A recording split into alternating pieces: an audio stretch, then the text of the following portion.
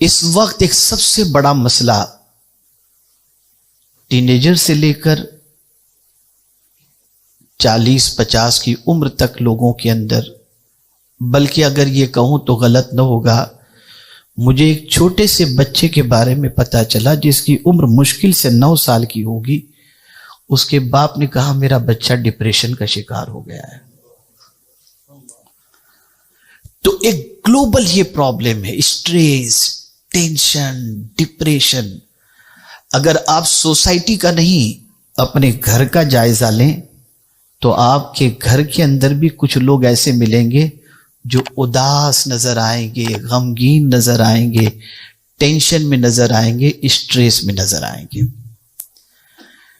کسی سائیکولوجسٹ کے پاس جائیں تو وہ لفظوں کے ذریعے آپ کے ٹینشن کے سولیوشن کی کوشش کرے گا. سائیکریٹسٹ کے پاس جائیں، میڈیسن کے ذریعے آپ کے ٹینشن کو دور کرنے کی کوشش کرے گا.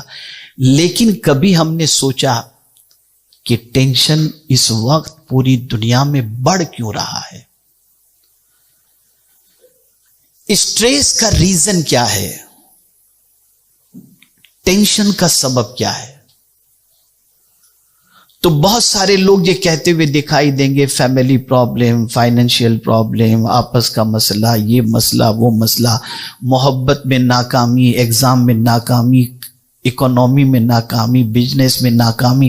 ان ساری چیزوں نے ٹینشن کے اندر ڈال دیا ہے. تو ایک سوال میں آپ سے پوچھتا ہوں، جو اکنامیکل اسٹرانگ ہیں، ایجوکیشنل اسٹرانگ ہیں، وہ اسٹریس میں کیوں ہیں؟ کیا بات ہے، بالکل صحیح. فائنینشیل اگر کسی کی پوزیشن ویک ہے اور وہ اسٹریس کے اندر ہے تو سمجھ میں آتا ہے جی. لیکن وہ لوگ جن کے پاس سب کچھ ہونے کے باوجود نیند کی گولی کے بغیر سو نہیں سکتے، ریزن کیا ہے؟ میں آج اس کا ریزن بھی آپ کو بتاؤں گا انشاءاللہ، وہ بھی انشاءاللہ قرآن کی روشنی میں، اور سولیوشن بھی آپ کو بتاؤں گا. دل اداس رہ رہا ہے، چہرے سب کے مرجھائے ہوئے نظر آ رہے ہیں، جی نہیں لگتا کسی کام میں، یہاں تک کہ مسجد میں جا کر سجدہ کرنے میں بھی جی نہیں لگتا، تلاوت قرآن مقدس میں جی نہیں لگتا، دینی محفلوں میں شریک ہو کر کے جی نہیں لگتا. بے چینی بڑھ رہی ہے. آپ کہیں گے بڑی عجیب بات کر رہے ہیں، میں بالکل صحیح بات کر رہا ہوں. اچھا قاری قرآن اگر تراویح سنانے کے لیے آ جائے اور حضر سے قرآن پڑھتا ہو تو ٹرسٹی کو شکایت پہنچ جاتی ہے، بڑا لمبا ٹائم لیتے ہیں قاری صاحب، یار کسی جلدی والے کو بلاؤ، تھک جاتے ہیں ہم. بالکل نفسیاتی بات. یہ سچویشن بن چکی ہے.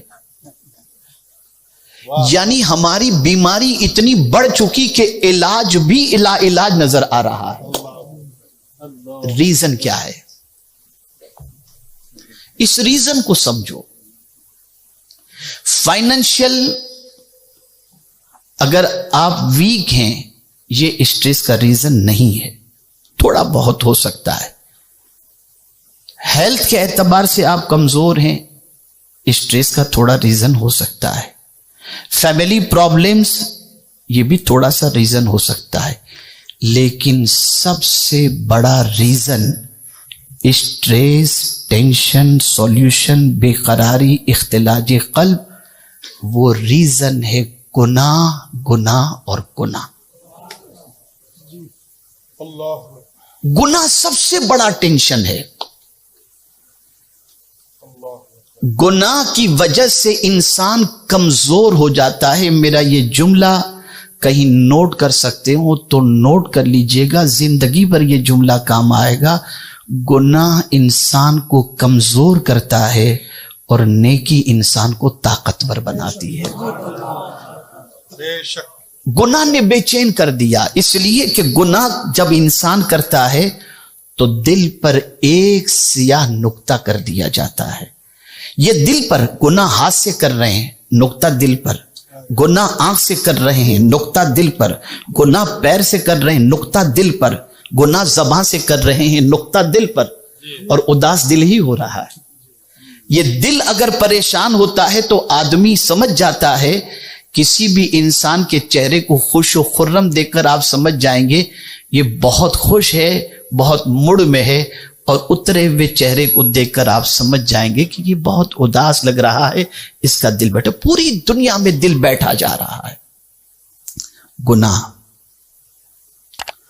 ہم سمجھتے ہیں کہ نماز، روزہ، حج و زکوٰۃ کے ذریعے اللہ کے بہت بڑے عبادت گزار بندے بن جائیں گے، لیکن جب حدیث کا مطالعہ کرتے ہیں تو عقل دنگ رہ جاتی ہے۔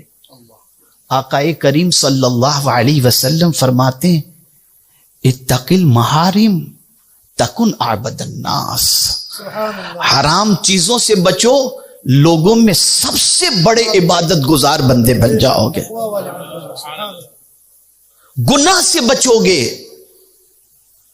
تو اللہ کے عبادت گزار بندوں میں بن جاؤ گے، اور عبادت گزار بندے ہو کر اگر گناہ کرو گے تو تمہارے دل کو قرار کی دولت نصیب نہیں ہو سکتی۔ آج سچویشن کیا ہے، یوتھ خاص طور پر سمجھیں، اور ہمارے وہ حضرات بھی جو فائنینشیل اسٹرانگ ہیں وہ بھی تھوڑا سا سمجھیں، اور ہمارے جو ضعیف حضرات ہیں وہ بھی تھوڑا سا سمجھیں۔ علم نہ ہونے کی وجہ سے بہت سارے گناہ کی طرف وہ بڑھ جاتے ہیں۔ بیٹھے ہیں غیبت شروع ہو گئی، بیٹھے ہیں کبڈی کا کھیل شروع ہو گیا، اس کی ٹانگ گھسیٹ رہے ہیں، اس کی ٹانگ گھسیٹ، چل رہا ہے سب۔ اور اگر ان سے کہا جائے نہ کرو تو چھوڑتے نہیں ہیں۔ جس نے روکا اور جس نے ٹوکا دوسری جگہ جا کر اس کی بھی برائی شروع کر دیتے ہیں۔ یہ بھی بڑی عجیب بات ہے۔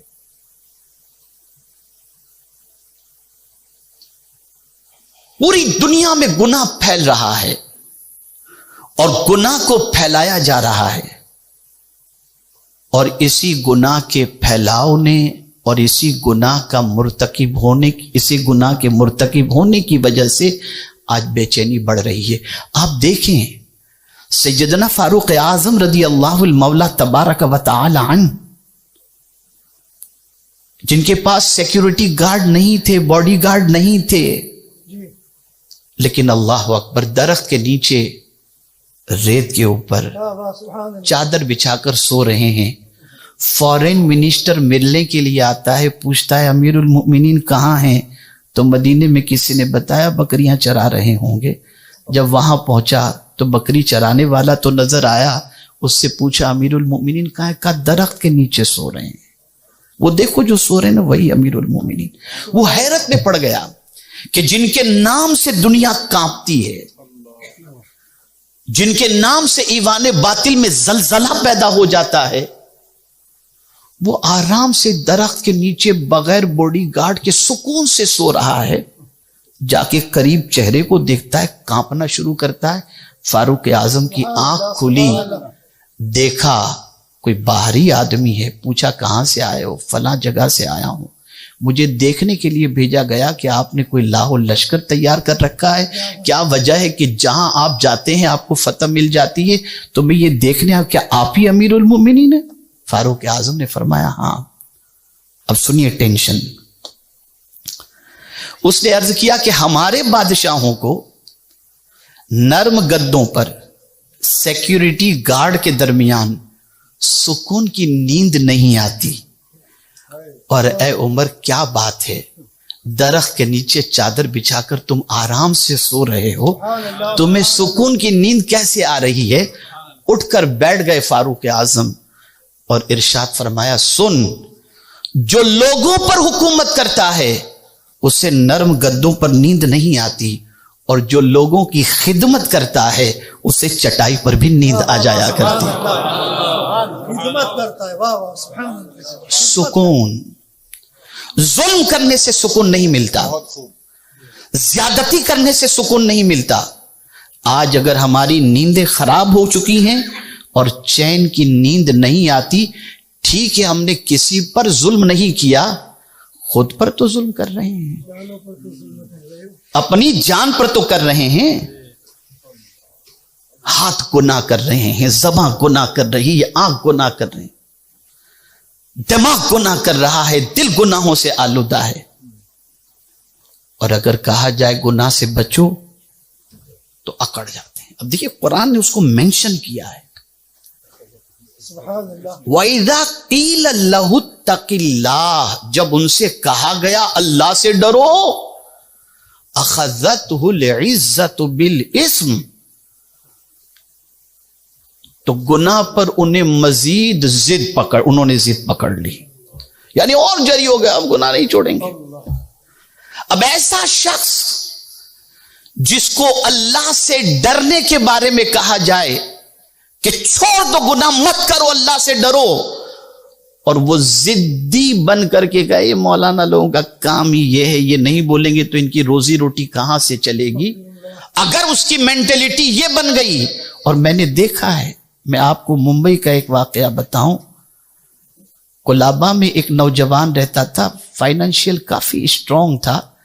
رمضان میں ہمارے علاقے کے اندر میں نے اس کو دوپہر کے وقت چائے پیتے دیکھا، تو میں نے اس سے کہا، میں نے کہا یار تم کیا کر رہے ہو، تم کم سے کم ماہ رمضان کا احترام تو کرو، غیر مسلم بھی ماہ رمضان کا احترام کرتے ہیں۔ تو اس نے جواب میں مجھ سے کیا کہا معلوم ہے؟ اس نے کہا، اس زمانے میں مجھے شاکر بھائی لوگ کہتے تھے، تو اس نے کہا شاکر بھائی جس کے پاس معاذ اللہ کھانے کا نہ ہو وہ روزہ رکھے، میرے پاس تو بہت کچھ پڑا ہوا ہے۔ یہ سینٹنس تھے۔ آج بھی بہت سارے سرمایہ دار آپ کو ایسے ملیں گے جن کو شادی کی تقاریب کے اندر ڈانس میں اور یہ ساری چیزوں سے روکا جائے تو کہتے ہیں پیسہ ہم نے کمایا، ہم چاہیں ویسا خرچ کریں، آپ کون ہوتے ہیں بولنے والے؟ ایسے لوگ جن کو اللہ سے ڈرنے کے لیے کہا جائے پھر بھی وہ گناہ پر ضد پکڑ لیں، تو اب انجام قرآن کیا بتا رہا ہے؟ وَإِذَا قِيلَ لَهُ اتَّقِ اللَّهَ أَخَذَتْهُ الْعِزَّةُ فَحَسْبُهُ جَهَنَّمُ، ان کے لیے جہنم کافی ہے۔